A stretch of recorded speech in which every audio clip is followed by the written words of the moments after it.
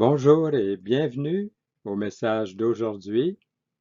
Nous retrouvons Chrétien et son nouvel ami Espoir dans une vive conversation avec intérêt personnel.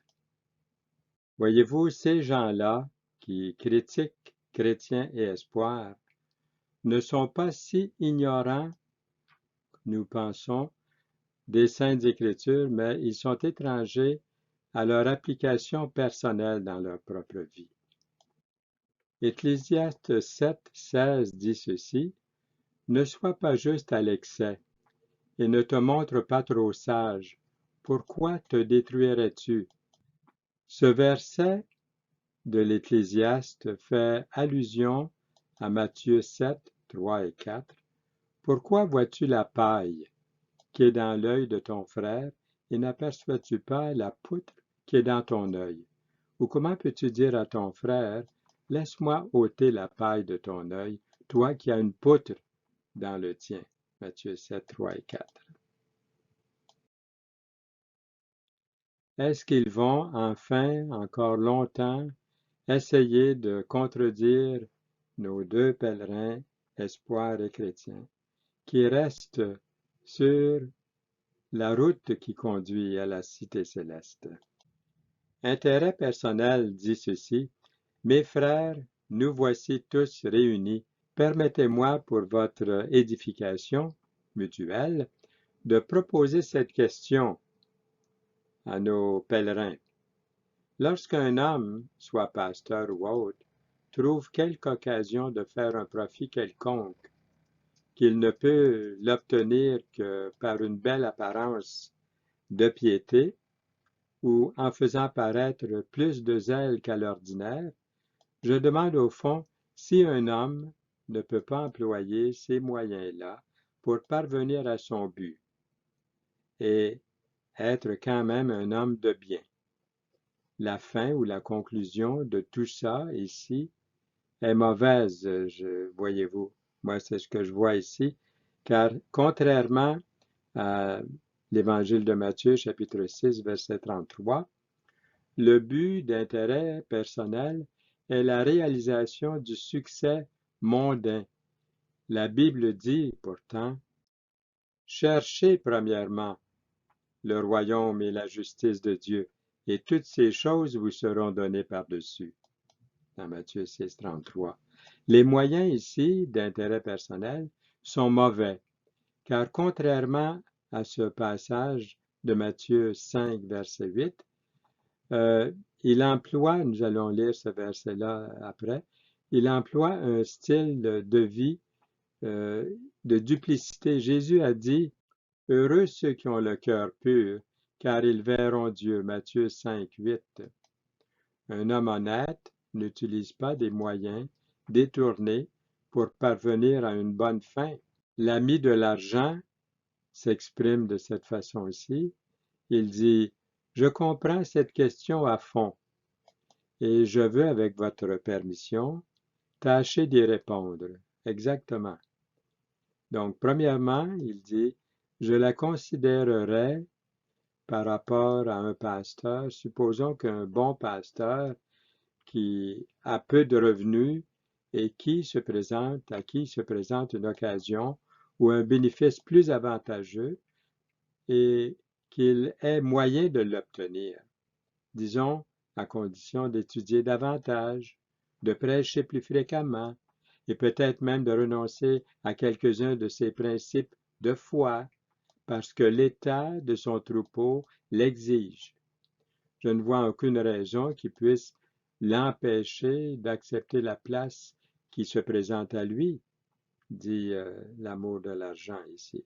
Et je ne crois pas qu'en cela, il fasse la moindre brèche à sa conscience, car premièrement, s'il est naturel d'améliorer sa position comme il y a droit, sans contredit, dès lors la chose est permise, d'après lui. L'enseignant peut accepter le nouvel emploi sans trop consulter sa conscience. Et deuxièmement, le désir qu'il a d'arriver à une meilleure position l'oblige à prêcher puis à étudier davantage et avec plus d'ardeur et ainsi le rend plus performant. De cette façon-là, il développe mieux ses talents, ce qui est agréable à Dieu, non?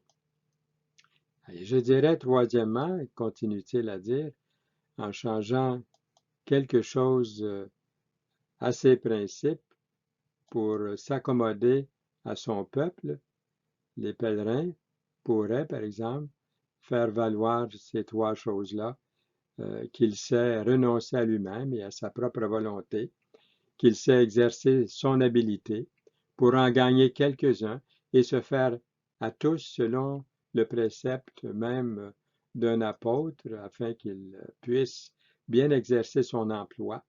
D'où je conclus, dit-il, qu'on n'en doit pas condamner un pasteur qui change un bénéfice plus minime pour un qui est plus avantageux, ni en conclure qu'il soit avare ou autre chose semblable, mais plutôt du fait qu'il a l'occasion d'exercer ses dons et ses connaissances.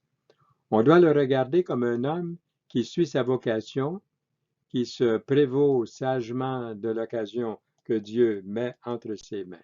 Cette décision de l'ami de l'argent sur la question proposée par intérêt personnel fut fort applaudie de tous. C'est pourquoi ils conclurent qu'il fallait y adhérer, se mettre d'accord là-dessus.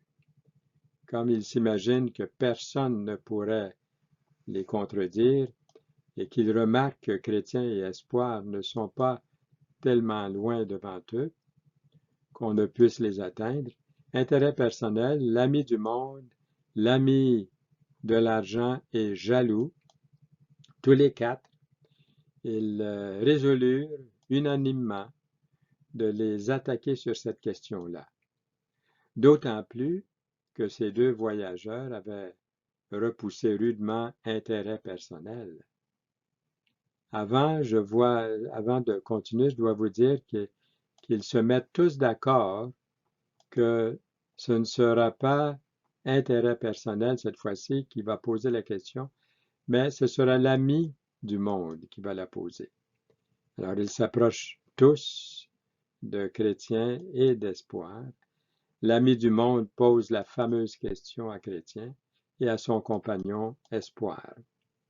L'ami du monde dit, lorsqu'un homme, soit pasteur ou un autre, trouve quelque occasion de faire un profit quelconque et qu'il ne peut l'obtenir que par une belle apparence de piété ou en faisant paraître plus de zèle qu'à l'ordinaire, un tel homme ne peut-il pas employer ces moyens-là pour parvenir à son but et être quand même un homme selon Dieu? Alors Chrétien répond, même un enfant pourrait sans peine répondre à cette question-là. Car premièrement, on ne doit pas suivre le Seigneur Jésus-Christ seulement pour avoir du pain, comme il est dit dans Jean 6, le verset 26. Travaillez non pour la nourriture qui périt, mais pour celle qui subsiste pour la vie éternelle, et que le Fils de l'homme vous donnera, car c'est lui que le Père, que Dieu lui-même a marqué de son sceau. Jean 6, 26. Deuxièmement, dit Chrétien, nous ne trouvons pas dans la Bible personne qui a suivi vos principes, si ce n'est des païens. Des païens, lisez cette histoire dans le chapitre 34 du livre de la Genèse, là où Sichem, un nommé Sichem, et Hamor, ayant trouvé des plans pour obtenir la fille de Jacob et tout son bétail, et voyant qu'il n'y avait pas d'autre moyen d'y réussir que d'adhérer, du moins extérieurement, à la religion des Hébreux, dire à leurs concitoyens, si vous recevez la circoncision, leurs biens, leur bétail et tout ce qu'ils possèdent nous appartiendra, qu'à la condition de tout mâle parmi nous, que tout mâle parmi nous soit circoncis, comme ils sont eux-mêmes circoncis. Genèse 34, versets 21 et 22. Leurs troupeaux, leurs biens et tout leur bétail ne seront-ils pas à nous? Acceptons seulement leurs conditions pour qu'ils restent avec nous. Genèse 34, verset 23. La fille et les richesses de Jacob étaient ce qu'ils avaient en vue, et la religion n'était qu'un prétexte pour les obtenir. Voyez-vous, les pharisiens, il est écrit, gardez-vous des scribes qui aiment à se promener en robe longue et à être salués dans les places publiques, qui recherchent les premiers sièges dans les synagogues et les premières places dans les festins. Luc 20, 46. Qui dévorent les maisons des veuves et qui font, pour l'apparence, de longues prières. Ils seront jugés plus sévèrement. Luc 20, 47. Simon le magicien était aussi un de ces caractères, car il désirait avoir le Saint-Esprit pour gagner de l'argent, en disant, accordez-moi aussi ce pouvoir, afin que celui à qui j'imposerai les mains reçoive le Saint-Esprit. Acte 8, 19. Mais le jugement qu'il entendit de la bouche de Pierre fut, repens-toi donc de ta méchanceté, et prie le Seigneur pour que la pensée de ton cœur te soit pardonnée, s'il est possible. Acte 8, 22. Judas suivait les mêmes principes. Il avait l'apparence de la piété, il suivait Jésus-Christ et témoignait de la charité pour les pauvres. Mais c'était à cause de la bourse et pour avoir ce qui était dedans, car au fond, c'était un damné, un fils de la perdition. Il est facile de voir que ceux qui deviennent pieux par amour pour le monde seront toujours disposés à renoncer à la piété pour le même motif. Car il est aussi certain que Judas regardait au monde dans ses pratiques de piété, qu'il est certain que ce fut pour le monde qu'il vendit sa piété et son Seigneur lui-même.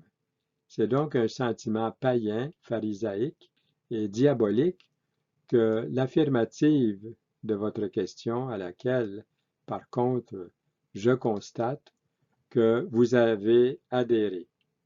Mais votre salaire sera selon vos œuvres. À ces mots, ces hommes se mettent à se regarder fixement, les uns les autres, sans pouvoir dire un seul mot, à répliquer, parce qu'ils sont convaincus de la vérité des choses que Chrétien vient d'avancer.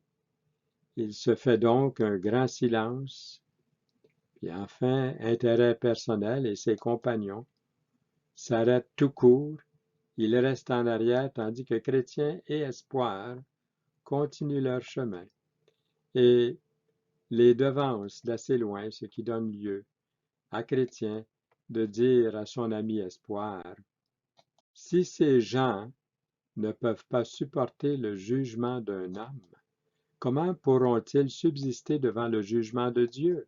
S'ils demeurent muets lorsqu'ils n'ont affaire qu'à des vases de terre comme nous, quelle sera leur condition lorsqu'ils se verront exposés aux reproches que leur fera Dieu devant les saints et tous les anges, l'amour du monde et les richesses et la mort de l'âme? » Chrétien et Espoir sont désormais hors de leur vue et arrivent dans un endroit très reposant nommé le lieu agréable où ils se promènent avec une grande satisfaction. Mais cet endroit-là n'a pas été long à traverser. Bien qu'une brève période de repos ici soit légitime et bienvenue, généralement ce temps-là va préparer nos pèlerins à affronter d'autres tests ou épreuves. Ça me fait penser, ce temps de repos pourrait représenter par exemple quelques heures par semaine alors que nous assistons dans les rencontres fraternelles et ou dans les réunions telles que le dimanche et le mercredi soir, ou seul à seul avec la parole de Dieu pour le contempler, méditer, loin de l'ennemi ou des ennemis, au fond. Les premiers disciples ont beaucoup profité de ces périodes relativement brèves et ininterrompues de communion fraternelle avec le Christ, leur Maître. Jésus leur dit, « Venez à l'écart dans un lieu désert et reposez-vous un peu, car il y avait beaucoup d'allants et de venants, et ils n'avaient même pas le temps de manger. » Marc 6, 31. Je vois aussi du côté droit, un peu au-dessus de la mine, un nommé Démas, homme de distinction, qui crie aux passants de monter vers lui et de venir examiner un peu l'endroit. Lui aussi un jour a été un pèlerin. Chrétien a récemment été mis en garde au sujet de certaines personnes qui recherchent à s'enrichir au détriment de fidèles chrétiens sincères et engagés. Il est question d'un dénommé Démas dans le Nouveau Testament. Il est écrit, Luc, le médecin bien-aimé, vous salue, ainsi que Démas dans Colossiens 4, 14. Car Démas m'a abandonné par amour pour le siècle présent. 2 Timothée 4, 10. Démas crie, Hé, vous, les messieurs, en s'adressant à Chrétien et Espoir, venez par ici, je vais vous montrer quelque chose qui va sûrement vous intéresser. Chrétien dit, quelles sont ces choses pour mériter que nous nous détournions de notre chemin? Démas dit, c'est une mine d'or et d'argent. Si vous voulez passer par ici, vous pourrez vous enrichir sans beaucoup de peine. Espoir dit à Chrétien, penses-tu, Chrétien, on pourrait quand même peut-être aller voir et jeter un coup d'œil. Espoir désire aller examiner l'offre, puisque tous les pèlerins ont leur moment de faiblesse. Il y a heureusement pour eux plus de sécurité et de discernement du fait qu'ils voyagent tous les deux ensemble, en harmonie et en communion fraternelle, plutôt que de voyager chacun de leur côté. Sinon, à ce stage-ci, vous comprendrez bien, Espoir aurait pu aussi bien subir un grave échec dans son désir d'une espérance en Dieu qui ne trompe pas. Alors, Chrétien refuse de se détourner du droit chemin. Pourquoi vous pensez? Non seulement à cause des dangers inhérents à un tel endroit, mais plutôt à cause de son plus grand respect pour la richesse que Dieu fournit, car Dieu a sa richesse en comparant avec celle du monde ou celle de Démas. L'apôtre Paul dit, « Je regarde toute chose comme une perte à cause de l'excellence de la connaissance de Jésus-Christ, mon Seigneur, pour lequel j'ai renoncé à tout, et je le regarde comme de la boue afin de gagner Christ. » Philippiens 3, 8.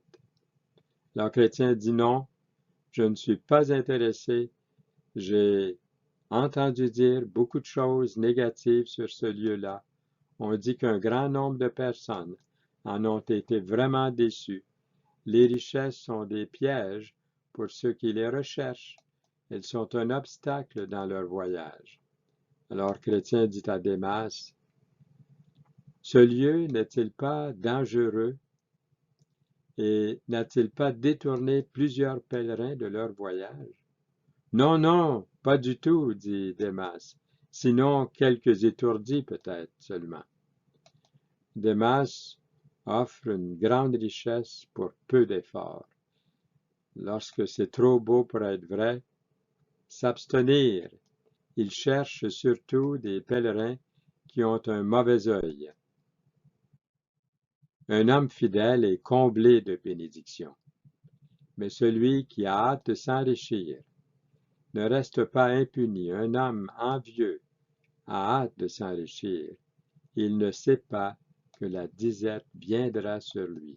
Proverbe 28, 20 et 22. Bunyan explique, Genèse 3:7, qui dit ceci concernant Adam et Ève, après qu'ils eurent désobéi à Dieu.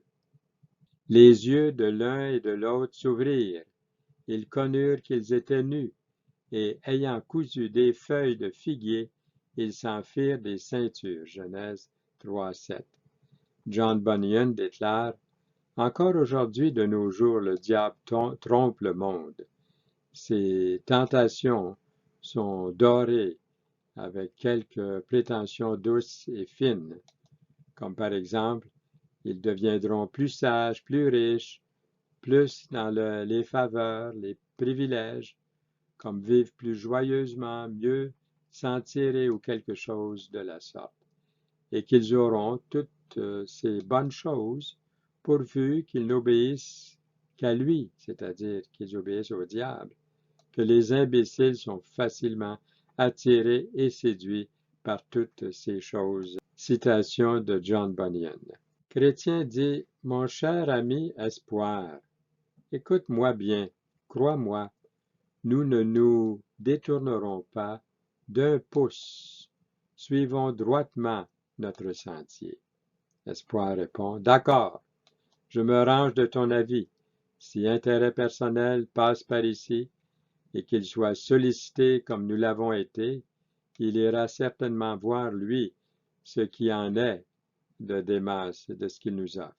Alors Chrétien dit: ça ne me surprendrait pas du tout, il ne ferait que suivre ses principes, et il y a toutes les probabilités qu'il prendrait toute une dégringolade, je pense. Alors Démas crie à nouveau: mais écoutez, ne voulez-vous pas venir ici pour voir au moins? Venez jeter un coup d'œil au moins. Chrétien répond: vous êtes franchement un ennemi des voies du Seigneur, et vous avez déjà été jugé par un de ces juges de Sa Majesté, à cause de votre révolte. Pourquoi tentez-vous de nous attirer dans la même condamnation? Démas dit: en principe, je dirais que je suis pas mal d'accord avec vous deux. Est-ce que vous pourriez m'attendre un peu ici jusqu'à ce que j'aie amassé quelques pièces de cette mine, et j'irai avec vous volontiers? Le chrétien répond: quel est votre nom? Ne vous appelez-vous pas comme je viens de vous appeler, comme je viens de vous nommer? Démas dit: oui, mon nom est bien Démas. Alors Chrétien dit: vous marchez sur les traces du Démas que nous retrouvons dans le Nouveau Testament? Démas m'a abandonné par amour pour le siècle présent.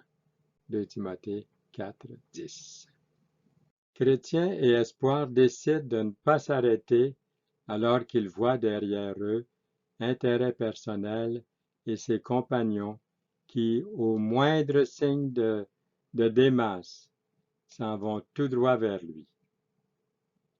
Je ne peux pas dire s'ils sont descendus pour travailler à la mine ou si enfin ils ont été étouffés par les vapeurs de la mine qui s'élèvent continuellement de la mine, mais ce qu'il y a de certain, c'est qu'ils ne paraîtront plus dans tout le reste du chemin. Tout ça donna lieu à Chrétien et à Espoir de chanter ce cantique. Un jour, l'exécrable Démas vint au-devant d'un homme peu fidèle, à peine paraît-il, avec ses faux appas, que ce mal avisé court où Démas l'appelle. Séduit par l'éclat des faux biens, il quitte Dieu pour des idoles vaines, et son âme se livre au funeste lien du tyran infernal qui l'accable de chaînes. Funeste exemple du courroux qui exercera le monarque suprême sur ceux qui n'ont pas suivi Jésus, ce chef si doux que pour des biens trompeurs et non pas pour lui-même. Nos deux pèlerins et espoirs continuent leur route sans se détourner, et ils arrivent dans un lieu où se trouve un ancien monument près du grand chemin et qui leur cause, à l'un comme à l'autre, une grande surprise. Ne manquez pas d'être là dès le prochain message. Nous aurons la suite. Alors, je vous remercie d'avoir été à l'écoute aujourd'hui. Que Dieu bénisse sa parole dans mon cœur, dans le vôtre. Seigneur, nous voulons nous confier en toi, mettre notre confiance totale dans le Seigneur Jésus-Christ et dans sa parole pour suivre ce chemin vers la cité céleste. Au nom précieux de Jésus. Amen.